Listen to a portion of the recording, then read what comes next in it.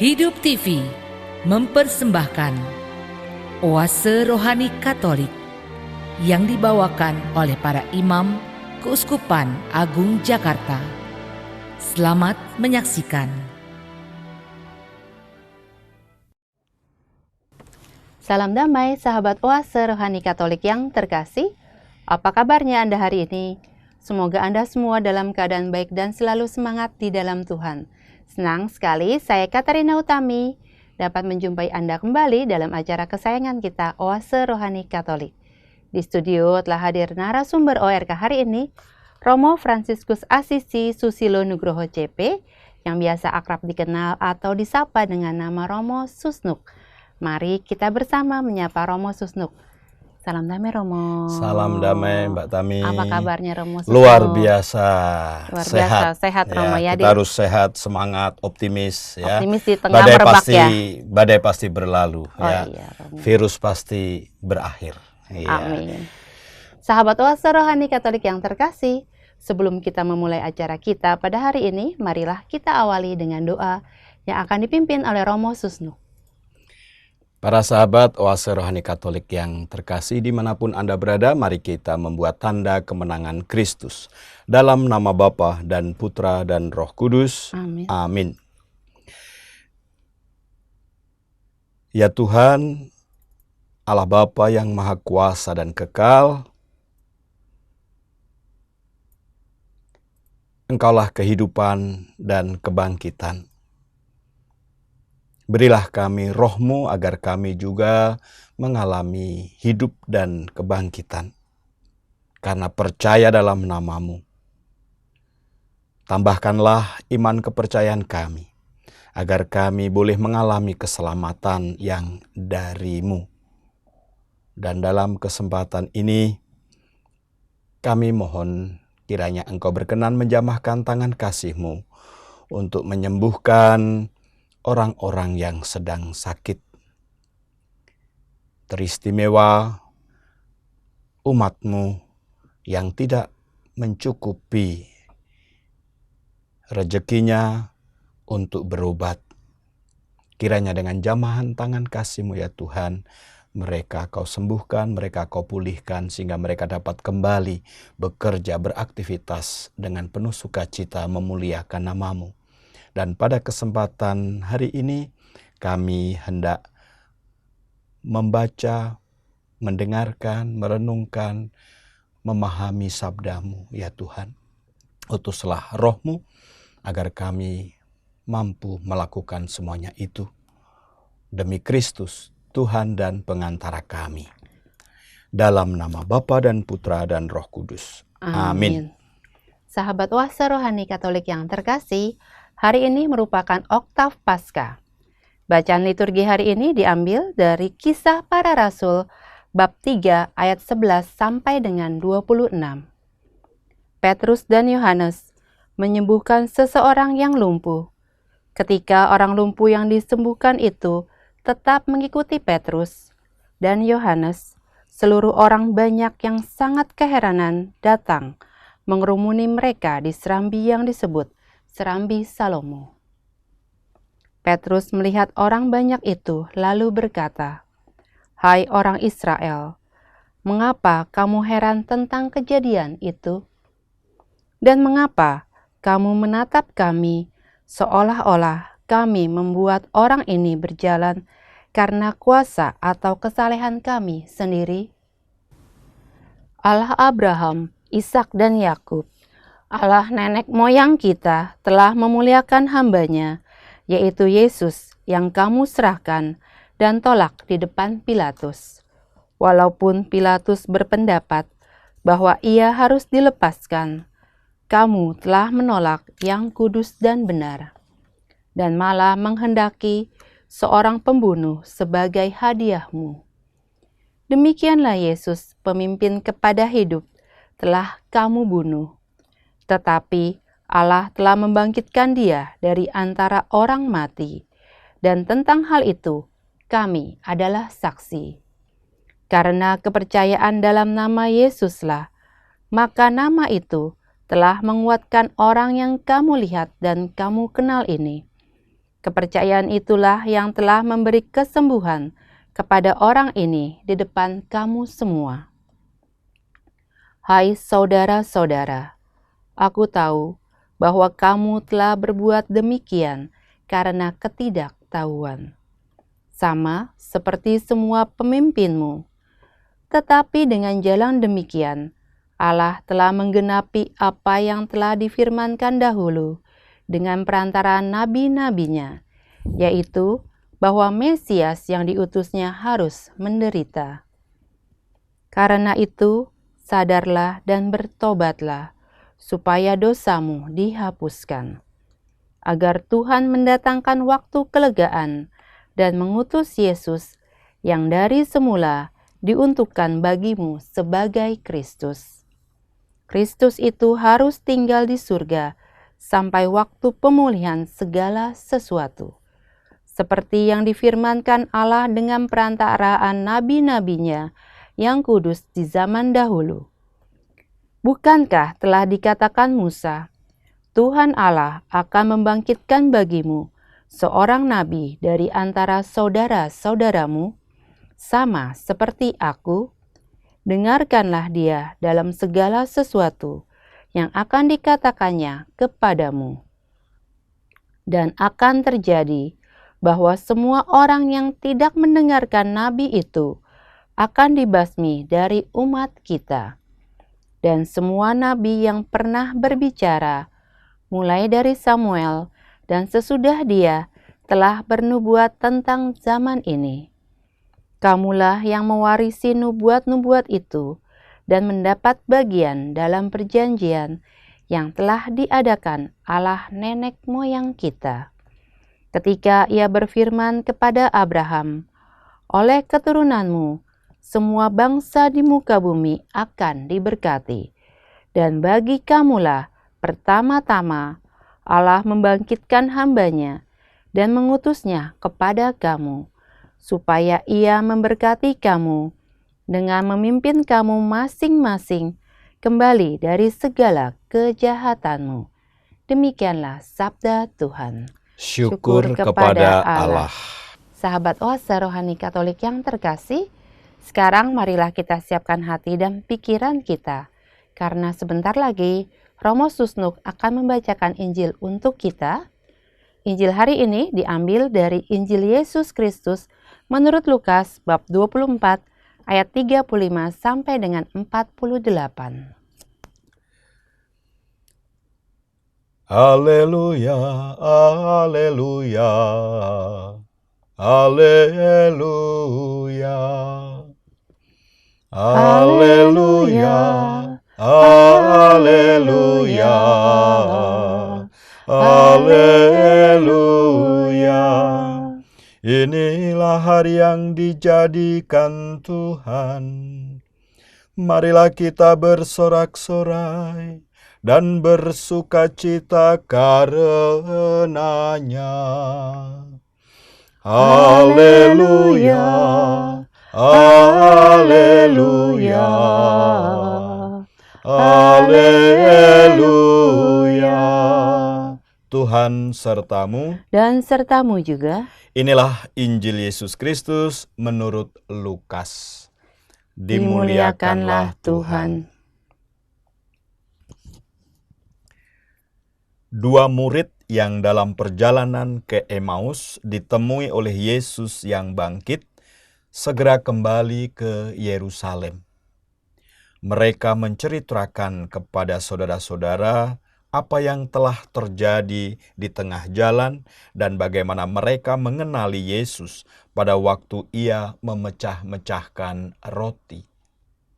Sementara mereka bercakap-cakap tentang hal itu, Yesus tiba-tiba berdiri di tengah-tengah mereka dan berkata, "Damai sejahtera bagi kamu." Mereka terkejut dan takut karena menyangka bahwa mereka melihat hantu. Akan tetapi Yesus berkata kepada mereka, "Mengapa kamu terkejut dan apa sebabnya timbul keraguan-raguan di dalam hatimu? Lihatlah tangan dan kakiku. Aku sendirilah ini. Rabalah aku dan lihatlah, karena hantu tidak ada daging dan tulangnya, seperti yang kamu lihat ada padaku."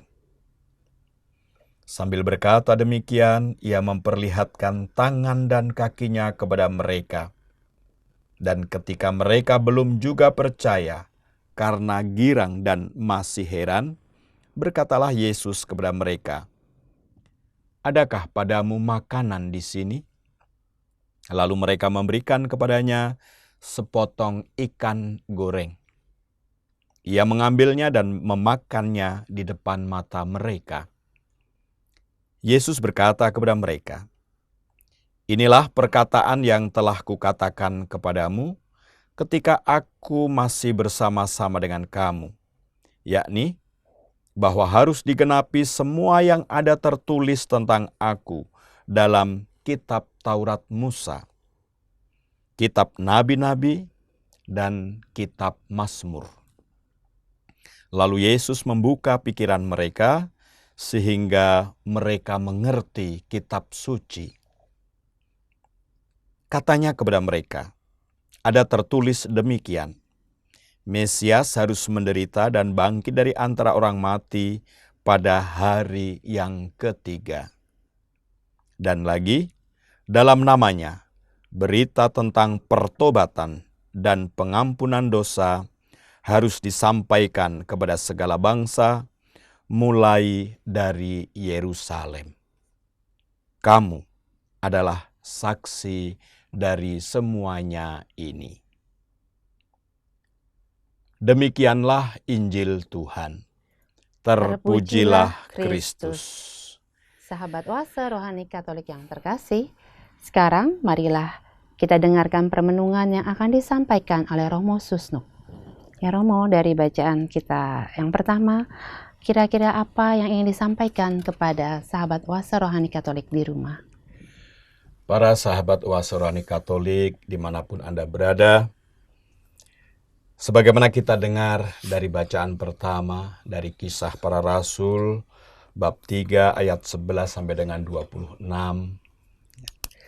bahwa para murid menjadi saksi kebangkitan yang sungguh-sungguh meyakinkan bahwa kuasa Yesus telah tinggal dalam diri para rasul, dan mukjizat itu menjadi alat.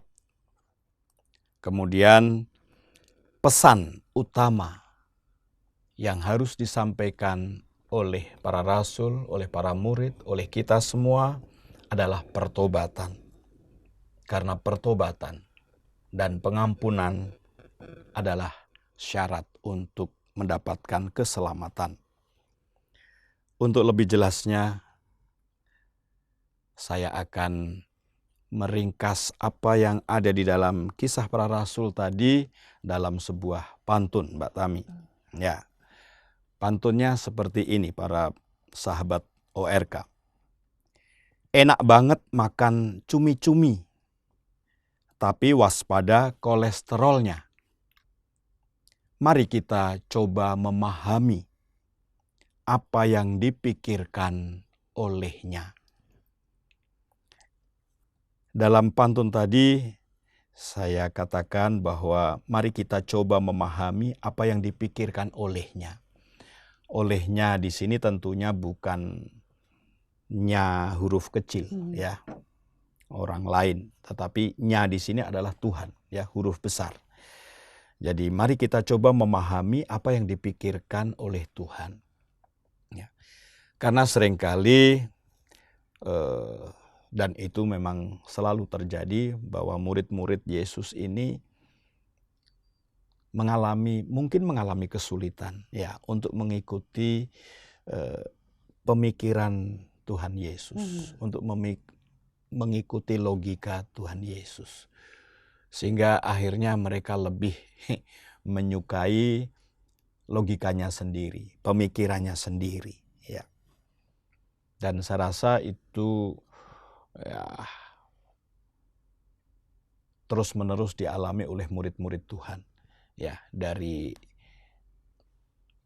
jemaat perdana hingga saat ini, ya di antara kita, mungkin juga saya, Mbak Tami, dan para sahabat Oase Rohani Katolik juga seringkali sulit untuk memahami apa yang dipikirkan oleh Tuhan.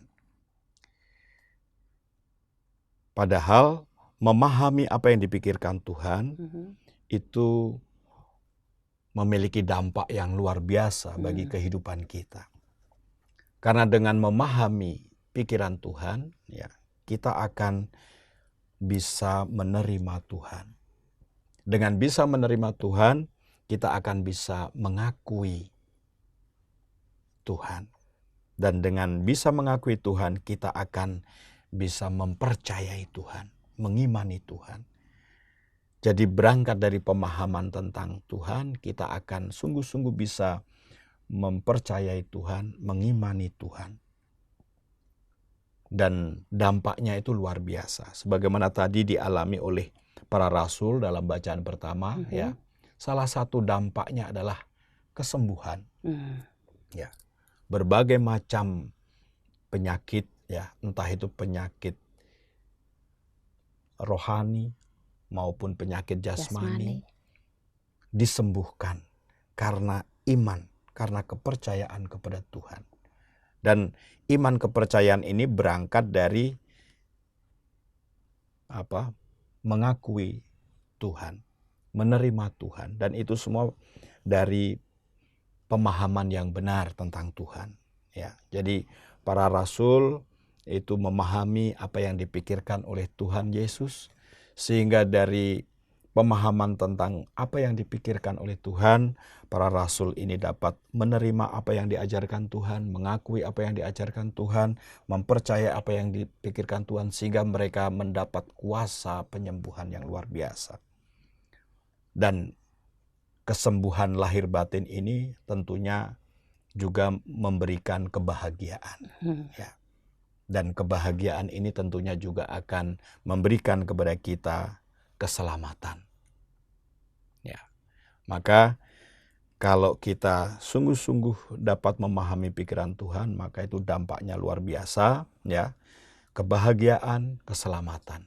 Ya, bukan hanya sekedar sembuh dari sakit penyakit, tetapi kita sungguh-sungguh mengalami kebahagiaan, keselamatan, sehingga kita bersama pemazmur, ya, bersama pemazmur kita bisa bersama-sama berseru, ya Tuhan Allah kami, betapa mulia namamu di seluruh bumi. Seruan ini bisa diungkapkan oleh pemazmur dan oleh kita apabila kita sungguh-sungguh memahami pikiran Tuhan dan mengalami dampak yang luar biasa dalam kehidupan kita. Bahkan juga di dalam bait pengantar Injil, ya, yang diambil dari pemazmur juga dikatakan bahwa inilah hari yang dijadikan Tuhan. Marilah kita bersorak-sorai dan bersukacita karenanya. Itu Mbak Tami, ya. Ya, Romo. Jadi sukacita, kegembiraan ini bukan sukacita kegembiraan yang diberikan Tuhan, tetapi sukacita kegembiraan yang diberikan oleh Tuhan. Karena kita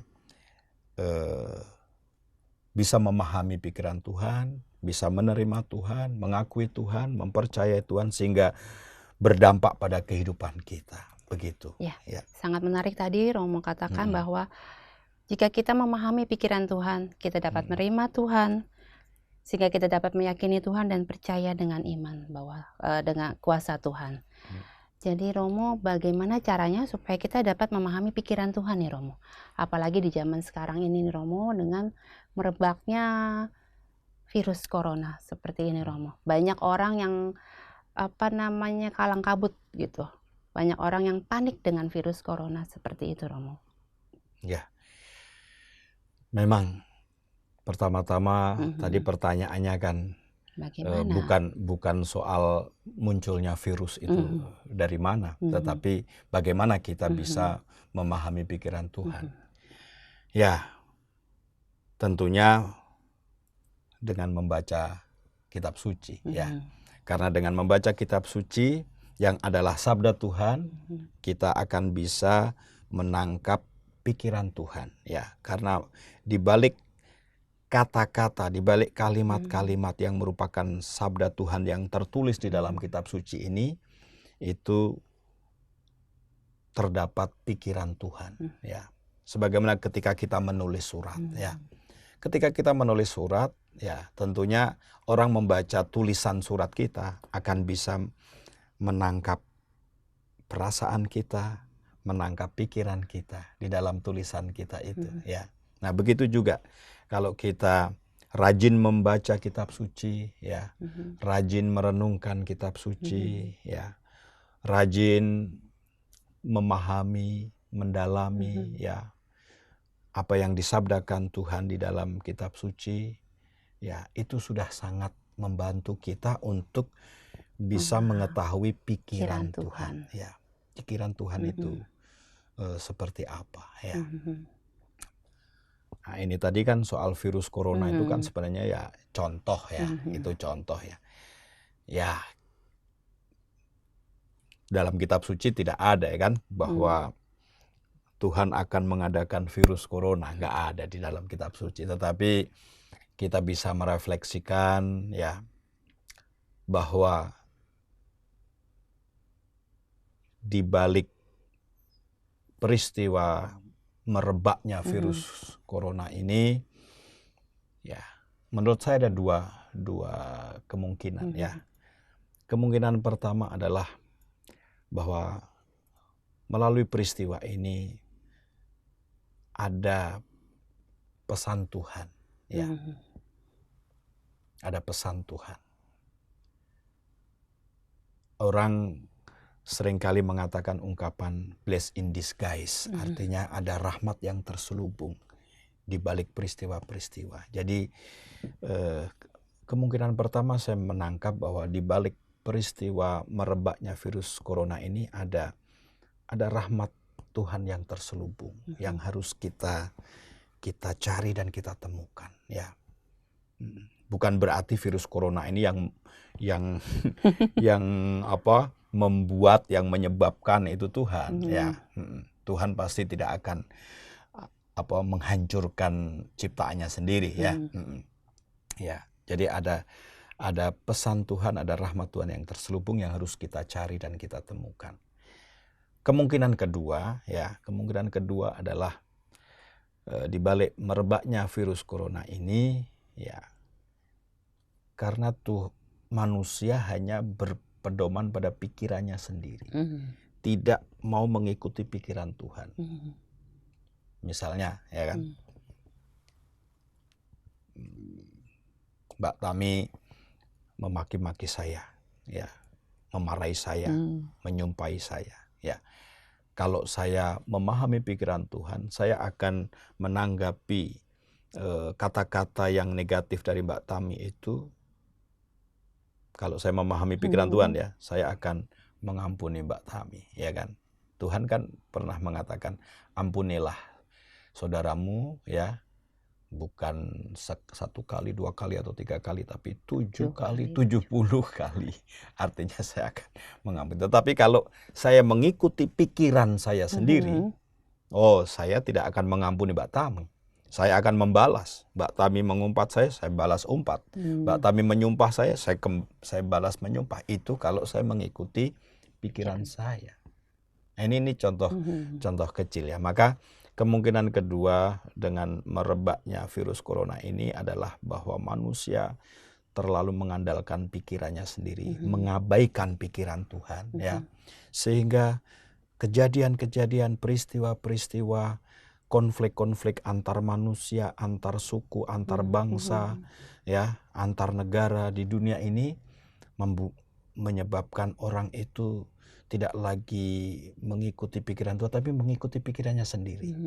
Ya, bagaimana saya membalas? Ya, kan kita tahu ada perang terbuka. Kalau perang terbuka, ya, saya dengan Mbak Tami berkelahi, bawa senjata, itu perang terbuka. Tapi ada juga perang saraf, artinya dengan kata-kata, ya, menyerang, membunuh karakter. Ada juga perang kimia. Perang kimia kan berarti saya punya kimia apa, Mbak Tami punya kimia apa, kita saling mematikan dengan kimia itu. tapi ada juga dengan perang penyakit mungkin, perang virus, perang bakteri atau apa. Ya, ini sesuatu yang kemungkinan yang negatif ya. Ya, tadi saya katakan tadi ada dua kemungkinan. Kemungkinan pertama ada pesan atau rahmat yang terselubung ya, rahmat Tuhan, pesan Tuhan yang terselubung di balik peristiwa ini. Itu yang lebih positif lah ya. Kemungkinan kedua yang negatif itu tadi karena perbuatan manusia yang hanya mengikuti pikirannya sendiri. Jadi dia berusaha mencari jalan, mencari cara bagaimana bisa mengalahkan lawan-lawannya, ya kan. Jadi ya sekarang para sahabat Oase Rohani Katolik bisa terserah ya, bisa merefleksikan ini secara positif atau secara negatif, ya kan. Kalau secara positif ya, di balik peristiwa-peristiwa dalam kehidupan kita ini ada pesan Tuhan, ada rahmat Tuhan yang tersembunyi, yang terselubung, dan kita memang harus berusaha untuk mencari dan menemukan pesan Tuhan itu, rahmat Tuhan itu, apa maknanya bagi kita, kehidupan manusia. Ya. Begitu ya. Ya, terima kasih Romo penjelasannya. Ada lagi yang ingin disampaikan sehubungan dengan bacaan pertama hari ini, Romo?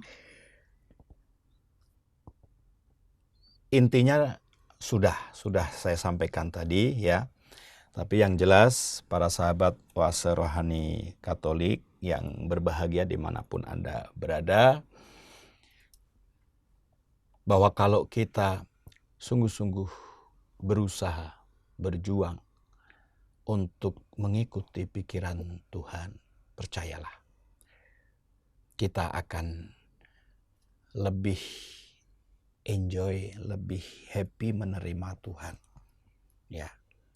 Dan kalau kita enjoy, happy menerima Tuhan, mengakui Tuhan, mengimani Tuhan, percayalah kita akan mengalami, merasakan dampak-dampak kehidupan yang luar biasa. Dampak-dampak yang luar biasa bagaimana? Dampak-dampak luar biasa dalam kehidupan kita yang membahagiakan. Karena pikiran Tuhan itu tidak dimaksudkan untuk menghancurkan kita manusia, tidak dimaksudkan untuk membinasakan kita.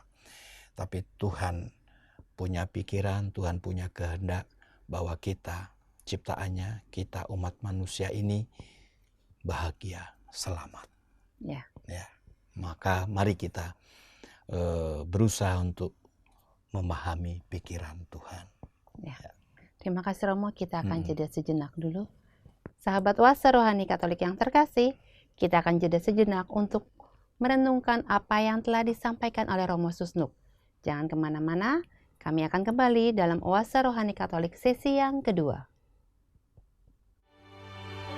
Hidup TV mempersembahkan Oase Rohani Katolik yang dibawakan oleh para imam Keuskupan Agung Jakarta. Selamat menyaksikan. Salam damai, sahabat Oase Rohani Katolik yang terkasih. Terima kasih Anda masih bersama dengan kami, Oase Rohani Katolik sesi yang kedua.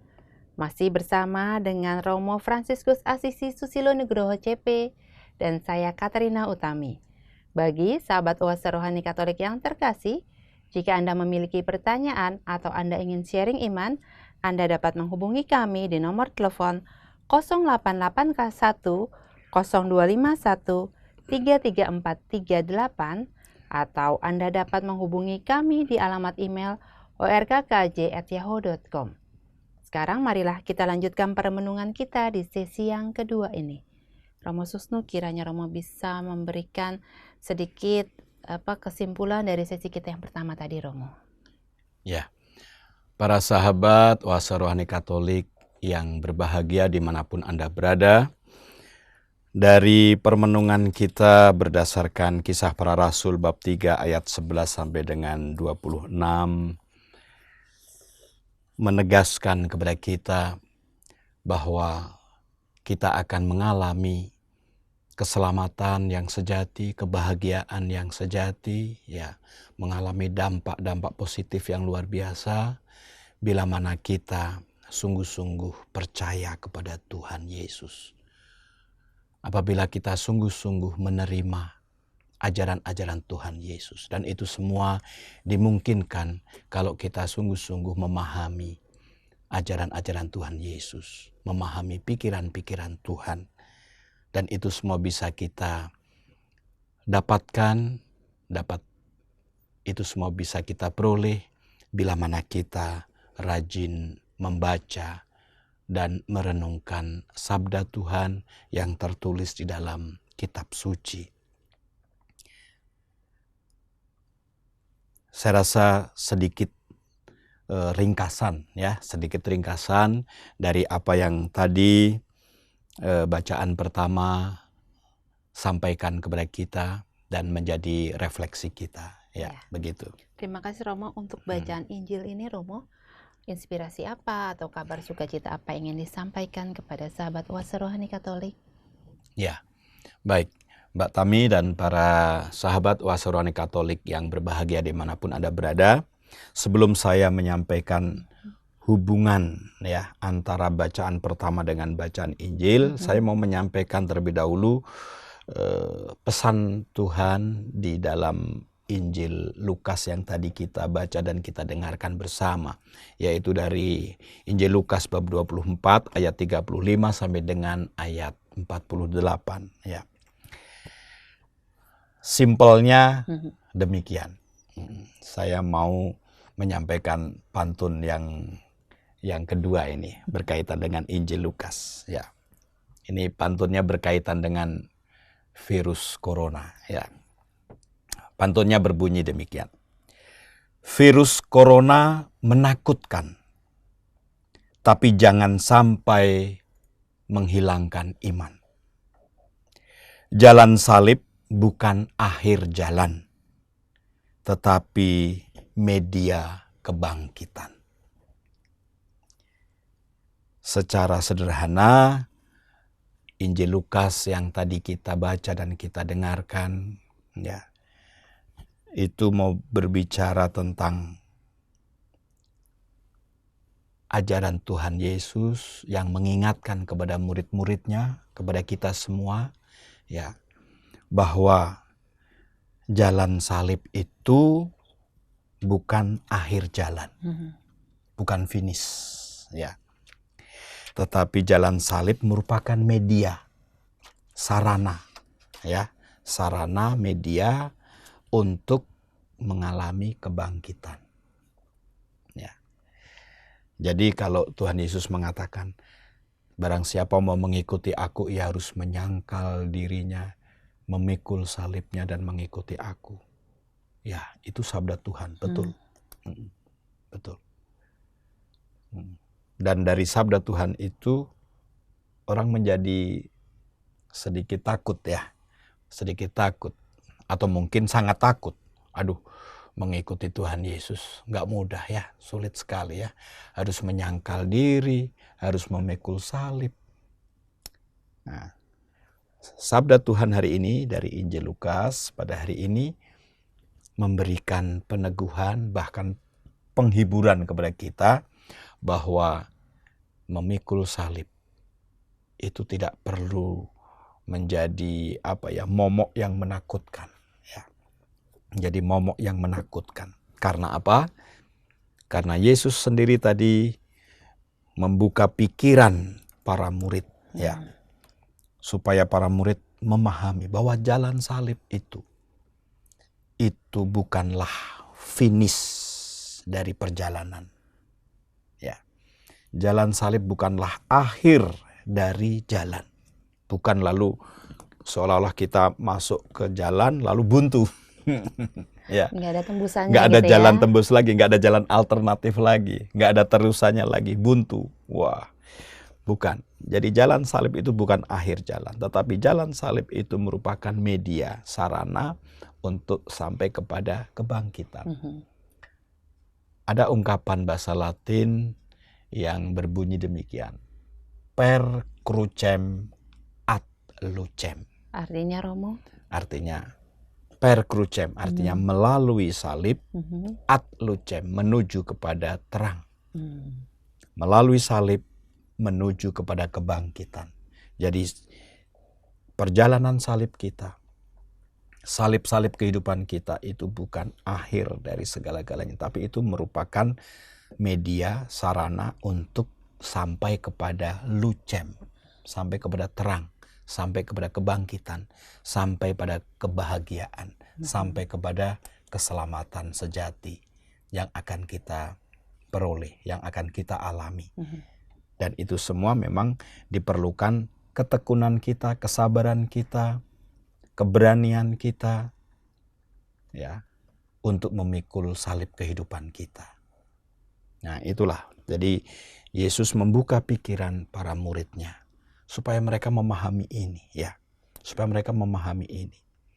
Sehingga dengan pemahaman yang benar sebagai pengikut Yesus, ya, para murid tidak lagi takut dengan salib, ya kan? Nah, kalau misalnya ada virus corona, ada virus Corolla, ada virus Innova, ya, ada virus, macam-macam virus, ya kan? Memang itu sangat menakutkan, ya. Tetapi kalau kita mengikuti apa yang menjadi pemikiran Tuhan Yesus ini, di mana Tuhan Yesus kemudian membuka pikiran para murid, hendaknya itu semua kita pandang sebagai jalan salib kita, ya, salib kehidupan kita. Dan itu bukan jalan buntu, ya, jalan terakhir, akhir jalan, finish. Nggak ada alternatif lain, nggak ada terusannya lain, nggak. Salib-salib dalam kehidupan kita itu, ya, itu hanyalah merupakan sarana, media, ya, kesetiaan kita sejauh mana kepada Tuhan dalam memikul salib kita, ya, ketekunan kita bagaimana, kesabaran kita bagaimana, ya. Bahkan kalau bisa itu mengikuti Rasul Paulus, memikul salib sambil bersuka cita. Jadi bukan memikul salib sambil mengeluh, ya, mengeluh, cemberut, atau tetapi memikul salib dengan bersuka cita. Bersuka cita karena boleh berpartisipasi memikul salib Tuhan, ya. Bahkan pernah saya melihat suatu gambar gitu, ya, gambar seseorang memikul salib sambil bersiul-siul. Wow, itu karena apa? Karena dia memang sungguh-sungguh menyadari dan mengetahui pikiran Tuhan bahwa salib ini tidak membinasakan dia, salib ini tidak menghancurkan dia, tetapi melalui salib ada terang, melalui salib ada kebahagiaan, melalui salib ada keselamatan. Itulah sebabnya dia memikul salib dengan optimis, dia memikul salib dengan sukacita, dia memikul salib dengan penuh semangat, bahkan sambil bersiul. Nah, begitu, ya. Begitu, Mbak. Ya, Romo, menarik sekali tadi Romo katakan bahwa jalan salib itu bukanlah sesuatu yang akhir, Ya. tapi jalan salib adalah media bagi kita untuk menuju kebangkitan. Ya. Nah, Romo, bisakah Romo mengaitkannya dengan peristiwa kehidupan kita sehari-hari ini, Romo? Ya. Ya, berkaitan dengan peristiwa kehidupan kita, ya. Sebenarnya tadi sudah sedikit saya singgung, ya, tapi mungkin contohnya perlu ditambah, ya. Contohnya perlu ditambah. Tetapi sebelum saya memberi contoh tentang memikul salib itu, saya mau menambahkan apa yang menjadi pikiran Tuhan Yesus dalam Injil Lukas tadi, ya. Jadi sebenarnya setelah Yesus membuka pikiran murid-muridnya supaya memahami jalan pikiran Tuhan, ya, bahwa salib itu bukan akhir jalan, ya, bahwa salib itu adalah media untuk kebangkitan.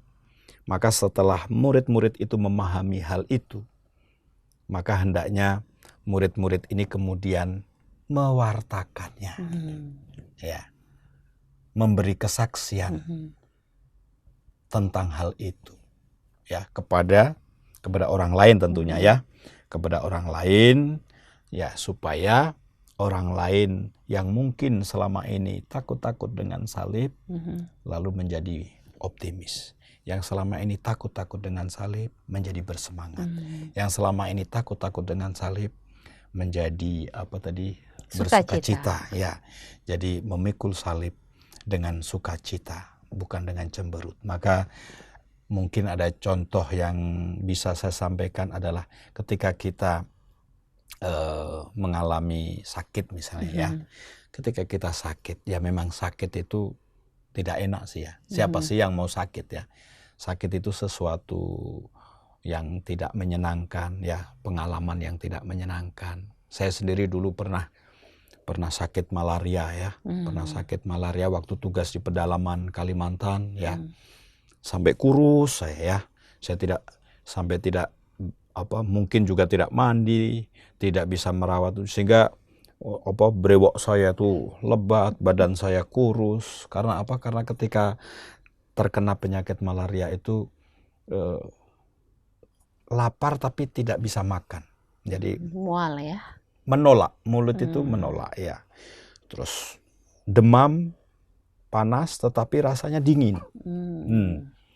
Kepala pusing, sakit ya. Jadi sehari-hari seperti itu sehingga ya akhirnya badan saya kurus ya, dan harus minum obat malaria. Pada waktu itu yang saya minum adalah kloroquine ya, obat malaria kloroquine ya. Memang pengalaman sakit itu tidak menyenangkan.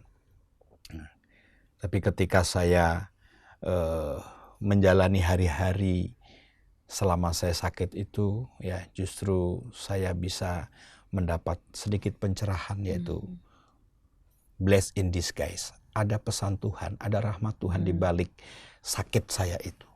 Ya, saya menangkap bahwa Tuhan menegur saya supaya saya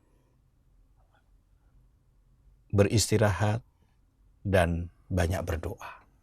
Ya kan? Itu ya, mungkin pesan Tuhan ada banyak, tetapi saya menangkapnya itu untuk saya ya, bahwa dengan saya sakit itu saya ditegur Tuhan supaya saya beristirahat dan saya banyak berdoa kepada Tuhan. Dan dengan beristirahat, tidak melakukan kegiatan, tidak melakukan pelayanan, dengan banyak berdoa, ya akhirnya saya pun ya bisa menerima kenyataan, bisa menerima penyakit saya. Dan dengan bisa menerima penyakit saya, kenyataan saya itu, saya sedikit lega ya, diringankan.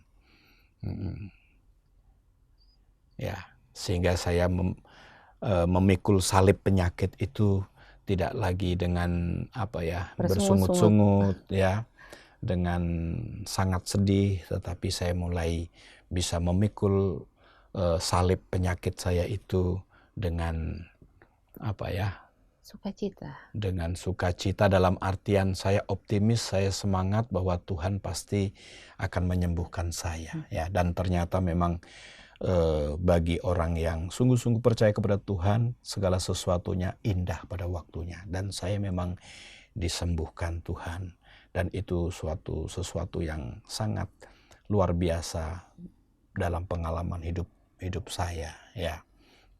Itu antara lain ya, salah satu contoh dari memikul salib. Jadi sakit yang kita alami itu menjadi salib kita ya. Nah, Mbak Tami, ini tadi kan pengalaman saya memikul salib ya, soal salib penyakit itu tadi, malaria. Nah, kira-kira Mbak Tami punya nggak pengalaman memikul salib? Ya, ada Romo. Ada ya? Ada. Apa dong? Boleh kan? Boleh Romo. Ya, silakan. Apa? Waktu itu Romo, saya waktu lulus sekolah itu ya, lulus kuliah itu saya bekerja di suatu perusahaan. 3 bulan itu kan masa percobaan. Masa percobaan, Nah, ya.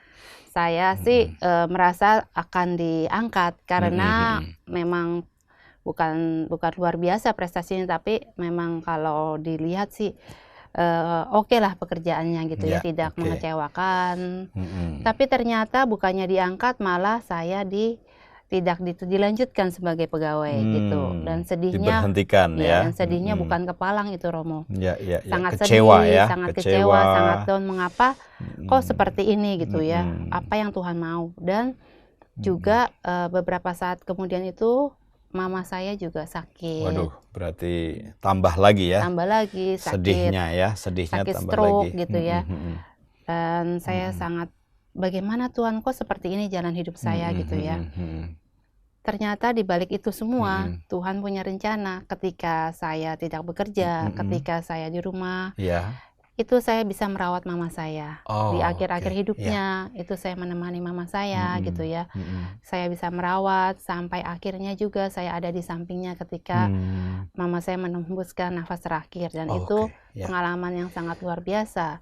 Bayangkan kalau saya bekerja, saya tidak ada di sana dan tidak merawat mama Betul. saya. Ya. Dan benar tadi Romo katakan bahwa jalan salib itu bukanlah akhir, tapi itu media, bahwa di sana itu ada terang. Dan pas banget waktunya ketika mama saya meninggal itu saya mendapatkan pekerjaan. Aduh, puji Tuhan. Iya benar. Luar biasa ya. Luar biasa. Itu benar, semakin Tuhan. menegaskan kepada kita, para sahabat Oase Rohani Katolik yang berbahagia, semakin menegaskan kepada kita bahwa jalan salib itu bukan akhir jalan. Jalan salib itu bukan jalan buntu. Ya, jalan salib merupakan media untuk sampai kepada kebangkitan. Ya, dan itu bukan hanya saya alami, tapi juga Mbak Tami alami, dan saya yakin para sahabat Oase Rohani Katolik juga pernah mengalami hal-hal semacam itu ya. Jadi apa yang dialami Mbak Tami tadi itu ya, tidak diterima bekerja, mamanya meninggal, ya itu ibaratnya sudah jatuh ketimpa tangga ya, salibnya double-double ya. Tapi ternyata di balik peristiwa yang mengecewakan, peristiwa yang menyedihkan itu, ada pesan atau ada rahmat Tuhan yang terselubung. Dan ternyata memang benar, salib yang dipikul Mbak Tami itu bukan akhir jalan, bukan jalan buntu, tetapi ada kebangkitan, ada terang. Yaitu kemudian setelah mamanya meninggal, ya akhirnya Mbak Tami pun dapat pekerjaan yang sesuai ya, yang sehingga membangkitkan kembali sukacitanya, semangatnya, optimismenya ya. Para sahabat Oase Rohani Katolik yang berbahagia dimanapun Anda berada, kita pun mestinya demikian juga ya. Kita jangan melihat bahwa salib yang kita pikul itu akan menghancurkan kita, ya, akan membinasakan kita. Tidak. Jalan salib kita bukanlah akhir jalan. Jalan salib kita bukanlah jalan buntu, tapi merupakan media untuk kebangkitan. Media untuk mengalami kebahagiaan, keselamatan. Dan itulah yang perlu kita wartakan ya.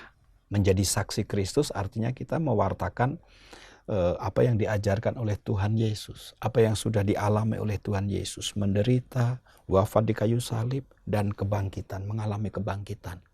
Paskah. Ini adalah masa Paskah, masa sukacita, masa kebangkitan dalam segala aspek kehidupan kita.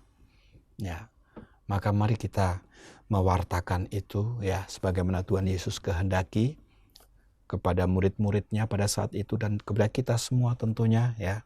Setelah kita memahami ajaran-ajaran Tuhan ya, memahami pikiran Tuhan. Nah, ini ada kaitannya kan ya, kaitannya dengan bacaan yang pertama tadi dari Kisah Para Rasul. Kalau kita sudah memahami pikiran Tuhan, kita akan mudah menerima Tuhan. Kita akan mudah mengakui Tuhan, mempercayai Tuhan. Ya, sehingga kita pun ketika memikul salib-salib kehidupan kita tetap optimis, kita tetap semangat, kita tetap bersukacita, dan kita akan mengalami terang, ya, dampak-dampak positif yang luar biasa. Yaitu kalau dalam bacaan pertama tadi kesembuhan, ya, kebahagiaan, keselamatan. Nah, semuanya ini perlu kita wartakan kepada orang lain, supaya orang lain pun tahu bahwa Tuhan Yesus mengajarkan kasih yang luar biasa. Kasih melalui salib, ya, per crucem ad lucem, melalui salib menuju kepada terang, melalui salib menuju kepada kebahagiaan, melalui salib menuju kepada keselamatan. Ya, itulah yang perlu kita wartakan kepada orang-orang lain, supaya orang-orang lain yang belum mengenal Tuhan Yesus, belum mengenal ajaran-ajarannya, menjadi kenal, menjadi tahu, ya, sehingga mau menerima Tuhan Yesus dengan sepenuh hati. Ya, begitu Mbak Ya. Tami. Ya. Ya Romo, berkaitan dengan bacaan Injil di ayat yang ke-48 ini Romo. Kamu adalah saksi dari semuanya ini. Dan juga tadi Romo katakan bahwa perlu diwartakan kepada Betul. orang lain. Ya, betul. Bagaimana caranya kita untuk mewartakan nih Romo? Karena kadang orang itu ingin mewartakan tapi tidak tahu caranya, atau ingin mewartakan tapi ragu-ragu untuk mewartakannya.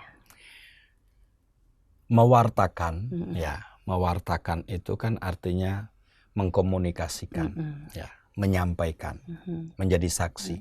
Nah, bicara soal komunikasi, mengkomunikasikan apa yang sudah kita ketahui, sudah kita alami, mau kita komunikasikan kepada orang lain, itu bukan hanya melalui kata-kata, bukan hanya melalui verbal, tapi juga bisa melalui non-verbal. Non-verbal itu contohnya ya kita nggak usah ngomong, tapi memberi contoh. Ya, itu namanya kesaksian. Jadi kesaksian itu memang bisa kita bersaksi dengan mulut, dengan kata-kata, tapi kita juga bisa bersaksi dengan tindakan. Cara hidup kita ya. Dengan cara hidup kita, dengan sikap hidup kita.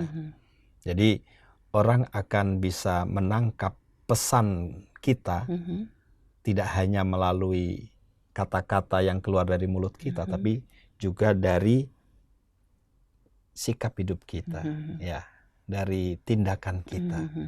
Waduh, Mbak Tami itu ya, setelah mengalami peristiwa tidak diterima bekerja atau katakanlah dirumahkan, mamanya meninggal, tapi dia tetap tabah, dia tetap sukacita, tetap optimis, tetap sukacita, dan ternyata memang Tuhan berkenan kepada orang-orang yang semacam itu, sehingga akhirnya indah pada waktunya. Segala sesuatu indah pada waktunya, yaitu Mbak Tami pun mendapatkan pekerjaan yang sesuai. Tuhan tidak akan membiarkan hambanya terlunta-lunta atau menderita terus-menerus, ya, hancur binasa, tidak. Nah, dari apa yang dialami Mbak Tami, meskipun Mbak Tami itu tidak harus menyampaikan secara verbal, tapi dari sikap, dari tindakan, ya, itu orang sudah bisa menangkap, ya, menangkap contoh itu atau teladan itu, ya, itu namanya apa? Kamu adalah saksi dari semuanya itu, menjadi saksi. Jadi tidak harus, oh, aku nggak pandai ngomong, enggak. Kamu nggak pandai ngomong, tapi kamu bisa menjadi saksi dengan menunjukkan contoh yang baik, ya, dengan sikap hidup kita dengan sikap sehari-hari, hidup ya, yang baik, ya, dengan dengan pergaulan, teladan, ya, pergaulan yang baik, orang akan bisa melihat. Jadi tidak harus verbal, tidak harus menyampaikan sesuatu secara verbal, tapi juga bisa kita sampaikan secara non verbal dengan tindakan kita. Begitu Mbak Tami. Ya Romo, sangat Iya. bagus sekali Romo Iya, renungannya. iya. Romo, ada lagi yang ingin disampaikan kepada para sahabat Oase Rohani Katolik di rumah? Saya mau mengajak para sahabat Oase Rohani Katolik yang berbahagia dimanapun berada, ya, karena ini adalah Oktav Paskah, ya, masa sukacita, ya, masa kegembiraan, ya, bukan sukacita gembira secara duniawi, tapi kita sungguh-sungguh bersukacita karena mengalami kehidupan baru, kebangkitan bersama Tuhan Yesus, ya. Maka apapun peristiwa hidup yang tidak enak yang kita alami, ya, yang merupakan salib-salib kehidupan kita. Mari kita pikul salib-salib kita itu dengan sukacita, dengan semangat, dengan optimis, ya. Karena kalau kita sungguh-sungguh percaya kepada Tuhan Yesus, salib-salib yang kita pikul itu bukanlah akhir dari segala-galanya. Ya, tetapi itu merupakan media untuk kebangkitan, media untuk kebahagiaan, media untuk keselamatan kita. Maka saya mau mengajak Mbak Tami dan juga para sahabat Oase Rohani Katolik dimanapun berada untuk bergembira, menyanyikan satu lagu yang penuh kegembiraan, ya. Lagunya begini, gampang ini. Hari ini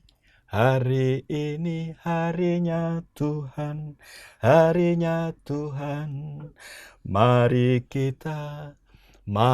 kita bersukaria.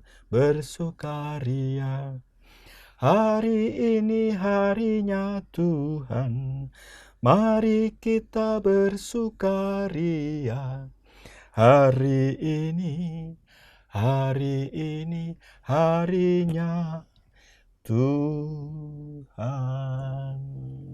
Begitu Mbak Tami. Itu lagu waktu kita bina iman ya Romo? Ya, memang iman kita perlu dibina, bukan hanya waktu kecil, terus menerus sepanjang hidup.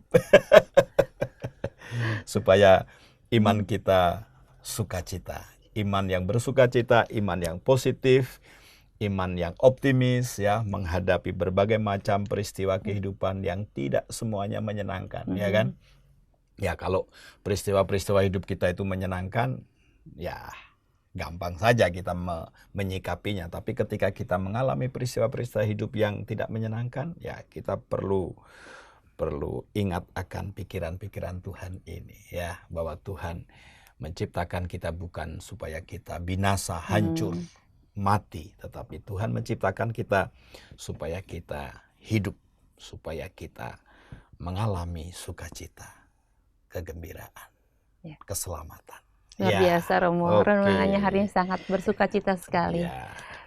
Sahabat Oase Rohani Katolik yang terkasih, kita sudah ada di penghujung acara. Kita akan tutup acara hari ini dengan doa penutup dan berkat kasih karunia Allah melalui Romo Susnuk. Mari kita berdoa. Dalam nama Bapa dan Putra dan Roh Kudus. Amin. Allah Bapa, sumber kehidupan, kami bersyukur sebab Putramu, Tuhan kami Yesus Kristus, telah mengajar kami bahwa Engkaulah yang menghendaki kami hidup serupa dengan Putramu, yang menyerupai jalan, kebenaran, dan kehidupan kami. Kiranya kami sungguh-sungguh dapat menangkap pesan-pesan Tuhan Yesus yang akan menjadi bekal dan pedoman bagi kehidupan kami sehari-hari. Sehingga dengan demikian kami sungguh-sungguh percaya dan mengalami sukacita, semangat, dan optimis dalam menjalani kehidupan ini apapun situasinya, baik suka maupun duka. Semuanya ini demi kemuliaan-Mu ya Tuhan, demi Kristus, Tuhan dan pengantara kami. Amin. Tuhan sertamu. Dan sertamu juga. Kita sekalian senantiasa dibimbing dan dilindungi oleh berkat Allah yang Maha Kuasa, Bapa dan Putra dan Roh Kudus. Amin. Sahabat Oase Rohani Katolik yang terkasih, demikian usai sudah acara Oase Rohani Katolik kita pada hari ini. Semoga apa yang telah disampaikan oleh Romo Susnuk dapat memberikan inspirasi dan semangat hidup bagi kita dalam memikul jalan salib kita dengan sukacita.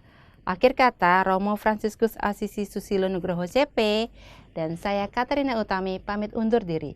Mari amalkan Pancasila, kita adil, bangsa sejahtera.